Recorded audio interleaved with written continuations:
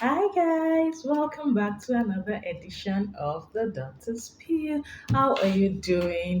Thank you very much for taking out time to watch this video. I really appreciate it.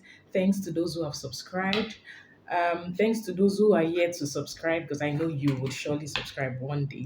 So today I'm all about mothers. Yeah, I'm here to talk about mothers.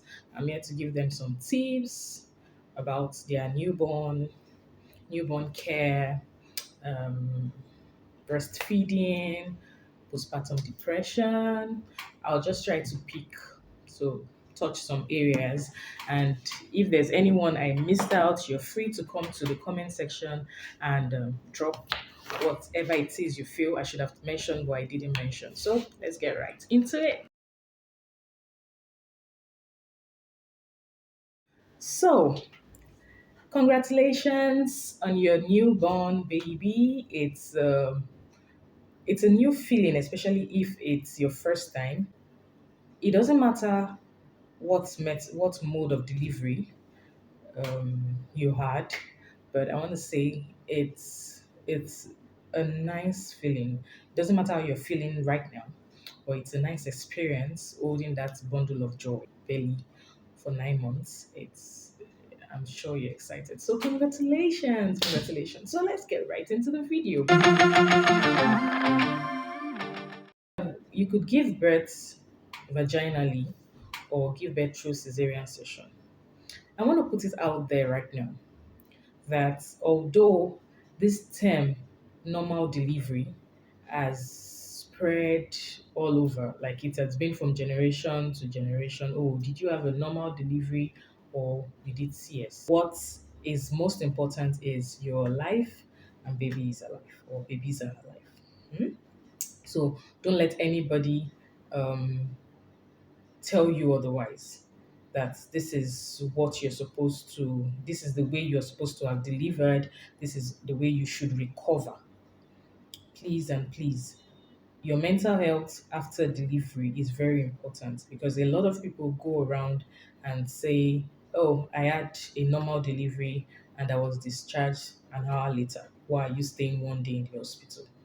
Don't let anybody make you feel bad. Your doctors or your or the health practitioners taking care of you will do the best for you. So if they tell you, okay, you had a vaginal delivery and we're keeping you in the hospital for 24 hours, they know why they are saying that. They want to monitor you.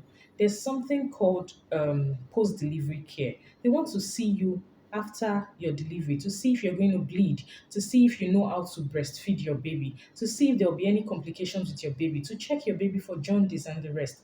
So don't say because your neighbor or your sister told you she went home an hour after she delivered or 2 hours after she delivered and you feel that you're not woman enough or you're not strong enough. Please don't let anybody make you feel that way. Then, if you had a cesarean birth, a cesarean delivery, don't make anybody make you feel less of a woman. That oh, your mates are giving birth through vaginal delivery and you're giving birth through cesarean section. You don't allow that kind of energy around you. Protect your space, protect your mental health. Don't allow anybody tell you that no matter who the person is, your relative, your friend, your colleague, your pastor, don't allow negative energy. Please, it would have a way of rubbing off on you and your mood at the end of the day. So please, if you had a cesarean section, take your medications, follow the instructions your doctors have given you about recovery, and you'll be fine. It's not a sin, it's not an abomination. You've not done anything wrong. You gave birth to a baby, so you should be happy that the end was glorious. Exclusive breastfeeding, I'm sure you know about that, and that is feeding your baby only breast milk for 6 months. That's exclusive breastfeeding. Now, there are a lot of benefits of exclusive breastfeeding for the mother, for the child, for both of you. It helps with bonding. That's for the mother and the child. Your child is always with you and all that. It helps with bonding. It helps with weight loss. It helps as a means of family planning on the woman's part. Then for the baby, immunity. It's protective generally. It helps with brain development and all of that. Now, we advocate exclusive breastfeeding. Breastfeed your child for 6 months only on breast milk. Then afterwards you can feed. But if for any reason you cannot keep up with exclusive breastfeeding, please ensure that your baby is adequately fed. Get a formula that you can keep up with. There are a lot of brands in the market, a lot, from the cheapest to the most expensive. Choose the one that is friendly to your pocket. So choose a pocket friendly formula, not the one that is popular, not the one your friend has used, not the one your sister used. Use something that you can keep up with. Please don't go into debt because you want to feed your baby. There are a lot of brands you can choose from. Now, after 6 months, what's the next thing? You start introducing your baby to family meals. So soft meals, start with soft meals, still give formula, still give breast milk. So I want to show you positioning for breastfeeding. So I have my daughter's toy here. So this is your baby, for instance. You would place baby's head. This is baby's head, this is baby's butt. You place baby's head at this point, please, your elbow. You place baby's head here and use this same hand that is carrying the baby. This you put it on the butt. This is how you breastfeed. So your baby's tummy should be touching your tummy or your chest. Be facing it. So you're not breastfeeding this way. You're not breastfeeding this way. You're not breastfeeding, you're not carrying baby this way. Baby should be like this while you are breastfeeding. Now, baby's mouth should cover your areola. Areola is that black part around your dimple. Baby's mouth should completely cover it. Take a position where you'll be able to stay for about 1 hour. So get a comfortable chair. Make sure you're ready, you've eaten, you're okay, because breastfeeding is serious business. You carry your baby. I've showed you the position the baby should be. Start breastfeeding. Now, there's a rule. Baby should breastfeed at least 20 minutes on each breast. 20 minutes on each breast. At least. Take note. That means baby can breastfeed more than 20 minutes, but not lesser than that. This is because there's something called foremilk and hind milk. Foremilk is mainly water. So, and that's for the first 10 minutes of breastfeeding, you're giving water to your baby. So you breastfeed your baby on the left breast, for instance, for 10 minutes, and you say, okay, the doctor said you should make sure you use both breasts. After 10 minutes, you move baby to the next breast, and baby sucks for another 10 minutes, and you say, I beg, baby is full, or baby is sleeping, and you drop baby. Then you come and say, doctor, my baby is always crying. Your baby will cry because you're not feeding baby. So please let the child spend at least 20 minutes on the breast, on each breast, then you move to the other breast. When you have emptied your breast, you would feel it. You feel that the breast is empty. Then you move to the other breast and breastfeed. You should usually, depending on if your baby was term or preterm, you should feed 3 hourly or 2 hourly, but ensure that at least every 3 hours baby is fed. If you're doing mixed feeding, that's formula and breast milk, you could breastfeed when you're comfortable, especially for those who have to resume work and they cannot express as much. You can breastfeed your baby at night when you are in the house. Then during the day when you're out of the house, they can give formula. Okay, so we're done with breastfeeding, breast milk. Next is caring for the baby generally. Now, there's this question about should babies be baited every day or not? It depends on on the weather. So on the first day of delivery, sometimes if the weather is very cold, we don't bait babies. We just clean them, wrap them up, dress them up, wrap them up, and allow them. Then from the second or the third day, you can now start bathing them fully. You can always clean their body with towels and all that, but you can now bathe fully depending on the weather. So even when you get to your house, check the weather. You don't have to bathe morning and evening from the first 2 to 3 months. It doesn't have to be morning and evening, depending on the weather. But and you don't have to bathe in the morning. You can decide I want to bathe in the afternoon when the sun is out, or decide you want to bathe in the evening. Just ensure that when the baby poos or wheeze, you clean them up, change their diapers, and they are fine. They don't have to bathe morning and evening, so you don't dry out their skin. Now, talking about drying out, there's something called cradle cap as like it's killing off on the edge. What takes care of that is mild shampoo and just cream or oil on the baby's head. Just rub that and that's all. Now, sometimes people overdo it. They because the doctor has said put oil, rub cream, they pack everything. They finish that baby oil in like a week, and just the baby's head will be shining like something else. No, that could drip down on their face and you start seeing rashes. No, just put a little drop just to make sure that the scalp is not dry. That's just the essence. Since I'm on the edge, let me just finish that. There is something called the anterior fontanelle, one depression that you see on your baby's head. Please, mothers, grandmothers, aunties, uncles, and whoever, that depression does not concern you.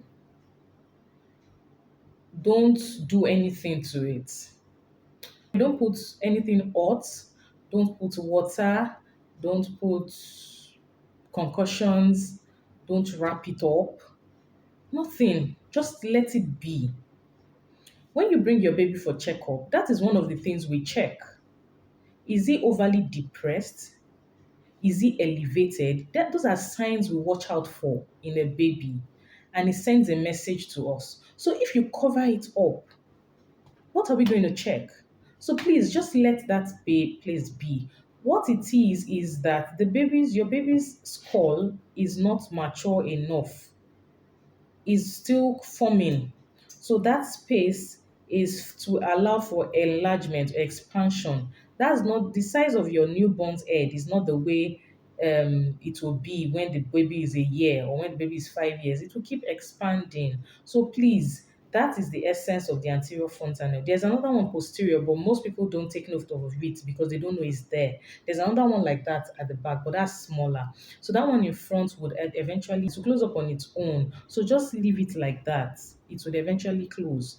It's not oka, it's not udea, be whatever it is called. It's not the one that is not making your baby eat.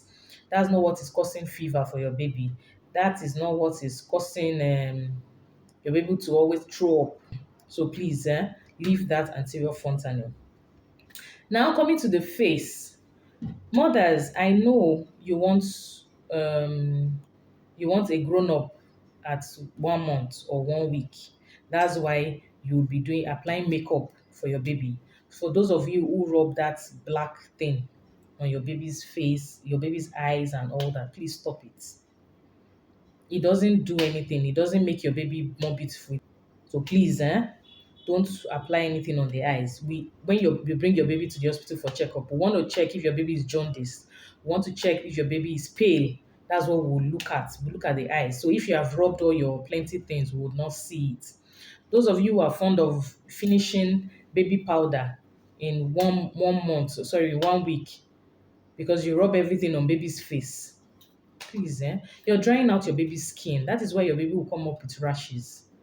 Only use powder when it is important. It's not for always turning the baby to a white man. Hmm? So important. Those powder particles could enter into the baby's nose and cause an infection, Baby could aspirate on it. So please, it's not important. Don't always pack all those powders on baby's face. Now, at birth, people give honey to their baby. They give gin. Whatever reason you're doing that, I don't know. And I don't want to know. Please stop it. Honey should not be given to a child who is not up to a year. Please, they don't need it. Don't give it to them. It could cause more harm than good. So please don't do that. I did a video on teething if you want to know about teething and the signs and symptoms. So please check that out. How to take care of babies is cord. Usually, the cord takes about 7 to 10 days to heal. Before that 10 days, you would have noticed it's drying out or has even fallen off. So what do you do at this point? When you're leaving the hospital, they would have told you what to clean it with. Let me repeat it again. You can use your cotton wool and spirit solution. So just clean. Usually we tell parents that at every diaper change, you can always clean the navel. That's okay. Or you could use clozidine gel. Just rub it on it and baby is fine. Aside that, nothing else should be applied. Please. Don't put cow dung. That's barbaric. That's terrible. That's wicked. Don't do that. Just do that simple. See, one thing I've come to know is simple things are more beneficial. You see, when you start doing extra, that's when you put yourself in trouble. Just follow the simple instructions. Just clean with spirits and cotton wool or apply clozidine gel, and that's all. It will fall off itself. Those our mothers and our grandmothers that massage the tummy and stuff and stuff. See, there's something called harmful practices. There's something called unharmful practices. They are not medically backed up, but they don't do anything wrong. So if you're massaging your baby's tummy, there's no medical backup to say, okay, this is what it does to the baby. But there's no harm in making your baby relax. Everybody does need massage once in a while. But the one I'm against is using hot things for that massage. You could burn your baby's skin. So please don't do that. That's the only reason. Don't carry anything hot to massage your baby's body. It could burn the baby's skin. Grandmothers who throw our babies up, please stop it. There's been an incident where the baby was thrown up and there was water on the floor, so grandma slipped and the baby fell, and the- that was all. So please don't do it. Accidents could happen in the house. Don't throw your baby up. It doesn't make them stronger. Babies will still be fearful when you throw them up. So it doesn't make them stronger or stretching the hand and leg so that the baby hand and leg will be long. You're massaging the head so that it takes a particular shape. You're massaging the nose and massaging the mouth and stuff. I know I'm breaking some people's tables. I don't care. So please, whatever it is that is not medically backed up and you know would cause harm to these babies, please don't do it. Now to the perineal region. I don't support the use of powders in that region, especially for female children. Females have an open reproductive organ, so any particle could enter inside. When they urinate, it could cause this powder to form clumps and dislodge, go into the vagina. So we don't want that. When you clean up your baby, if you notice any discoloration or anything, you could apply your baby creams, butt creams, and all that, and baby is fine. Don't go about applying oils, applying powder, applying whatever it is that are not necessary. Please let babies' bodies be. Please, is there anything I've not mentioned? I guess I've done all that. Clothes baby according to the weather. If the weather is hot, wear them light clothing. If the weather is cold, you can double clothe them. Don't overcover them because it could cause elevated temperature in them. Feed baby as a when due. Ensure that whoever is carrying your baby's hands are cleaned or they use sanitizer. Make sure your baby is protected from people who have contagious diseases. Those, you understand what I'm saying? Then, as a mother, please eat healthy because whatever you eat is what you're going to give back to your baby. So, eat healthy, rest well, sleep when your baby is sleeping. That's a normal rule. Try to sleep when your baby is sleeping. Leave whatever chores you have to do. You would always get help. If you know you cannot take care of baby alone, please speak out. Reach out for help. That you are seeking for help does not make you less of a mother, does not make you less of a woman. Don't die while taking care of a new life. Please seek for help. And for to family and friends of a new mom, if you know a new mom anywhere, your wife, your sister, your friend, they need all the help they can. They might not be able to come out to tell you, I need help. They need all the support they can get. So as much as possible, whatever you can do to help them, please do. If you can buy them gifts, if you can come to help them clean up the house, just do it. Sometimes give them a break. Help to babysit while they sleep. Help to babysit or get somebody to help them carry the baby while you take them out shopping or take them out to enjoy themselves. Please, some of them lose their self esteem and lose their self worth while taking care of a baby. They are overwhelmed with all the activities around. They're overwhelmed with the new status, and this is what leads them into depression. And also comments from people, especially people who come to tell them they are not taking care of their babies well enough, or why are they not breastfeeding? Why are they using formula?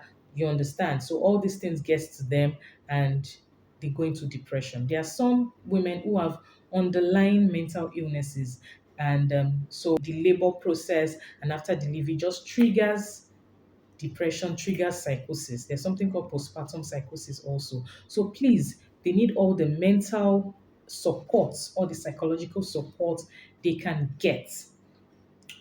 Please, as much as possible, let's support them. Let's treat them with as much care as you would treat a newborn baby. So thank you very much for watching my video. I hope I touched one or two areas of concern. Um, for you. I hope you got something out of the video. I hope you have liked and you've subscribed to this channel. If you haven't, please do that right away and share this video to as many as you think would need to hear what you just heard.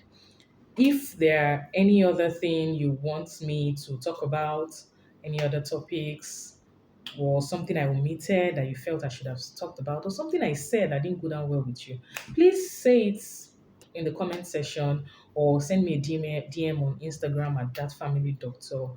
I would always reply. Thank you very much. Enjoy the rest of your day. Enjoy yourself. Take care of your health. You know, your health is all you got. You've got to take it seriously. Thank you and bye.